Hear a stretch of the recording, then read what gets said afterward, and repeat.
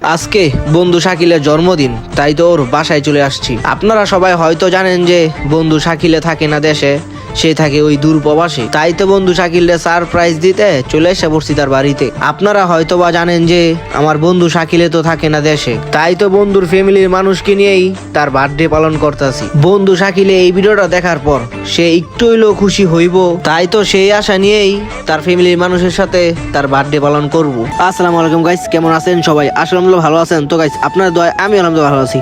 তো বড়ার মতো চলে আসলাম আজকে নতুন একটা ব্লগ নিয়ে। তো ব্লগের টাইটেল তো বুঝতেই পারছেন কি নিয়ে ব্লগটা। তো বেশি কথা না বলে চলেন শুরু করা যাক। তো গাইস, আমার বন্ধু শাকিলে থাকে ওই দূরপ্রবাসে, তো তাই তারে খুশি করার জন্য আমি চলে যেতেছি তার বাসায় তার ফ্যামিলির সাথে তার বার্থডে পালন করতে। আমি এখন রওনা দিয়ে দিলাম তার বাসার উদ্দেশ্যে। তো সাথে করে আমার ভাতিজা নিয়ে যেতেছি, আমি আর আমার ভাতিজা দুজনে মিললেই চলে যেতেছি বন্ধু শাকিলের বাসায়। তো এই যে দেখেন রাস্তা কি পরিমাণ জ্যাম লেগে আছে, মানে এই রাস্তাটা সবসময় জ্যাম লেগে থাকে, রাস্তার কাজ চলতেছে আর রাস্তাটা পুরো ভাঙাচুরা। যাদের বাসা মদনপুর থেকে নয়াপুর তারাই একমাত্র জানে এই রাস্তাতে চলাচল করাটা কতটা কষ্টকর। যাই হোক, এই জ্যামের ভিতরে গাড়ি পাওয়া যাইব না, তাই আমি আর আমার ভাতিজায় দুইজনে হাইটেই চলে যেতেছি বন্ধু শাকিলদের বাসায়। দেখেন রাস্তা কি পরিমাণ জ্যাম লেগে আছে, মানে দোনো সাইডে পুরো একদম ব্লক, গাড়ি একবারে চলই না, মানে গাড়ি একবারে লড়তাছই না। তো অবশেষে হাইটেই চলে আসলাম বন্ধু শাকিলদের বাসায়। তো ওর বাসায় আইসেই দেখি ওই যে ওর বাগিনায় আমার দেখে আইসা পড়ছে আমার সামনে। তো বসে একটু জিরানোর পর তারপরে আমি যেগুলো কিনে নিয়ে আসছি ওর ঘর সাজানোর জন্য, তো ওইগুলা খোলতাছি।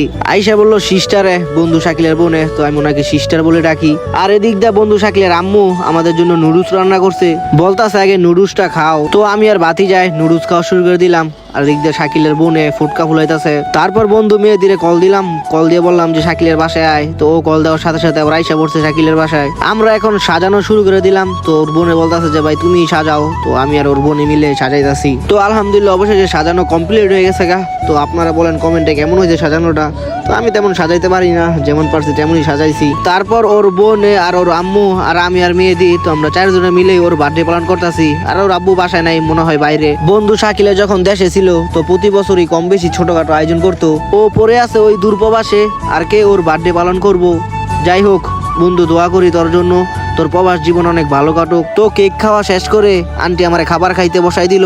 আর আজকে আবার আন্টি অন্যরকম রান্না করছে, দেখি সাদা ভাত, ইলিশ মাছ আর সাথে ডাউল, এগুলোই রান্না করছে। এদিকটা বন্ধু শাকিলের বোনে ওরে ভিডিও কলে কেক খাওয়া দিতেছে। তো এখন আমরা সবার কাছ থেকে বিদায় নিয়ে বাসায় চলে যেতেছি তো গাইস, ভিডিওটা কেমন হয়েছে অবশ্যই কমেন্টে জানাবেন। আর যদি ভিডিওটা ভালো লেগে থাকে তাহলে অবশ্যই ভিডিওটা শেয়ার করে দিয়ে আমার পেজটাকে ফলো করে দিয়ে আমার সাথেই থাকবেন। তো সবাই ভালো থাকবেন, সুস্থ থাকবেন, আল্লাহ হাফেজ।